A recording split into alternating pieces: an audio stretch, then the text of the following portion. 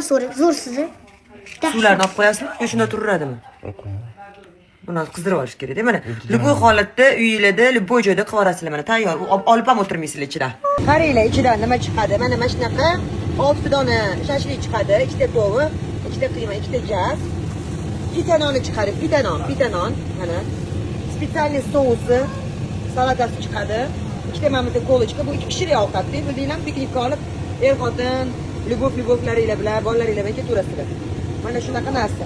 Shuning ichidan mana bunaqa perchatkalari ham chiqadi. Oxirida kulni o'chirish uchun anaqa suvi ham bor, gugurti ham bor. Hech nima olib o'tirmaysizlar, faqat voy bu. Menga bitani ichiga solib berasiz, sous. Ishdimi dadasi? O, misayu, qani meniki? Ozgina to'g'ri. O.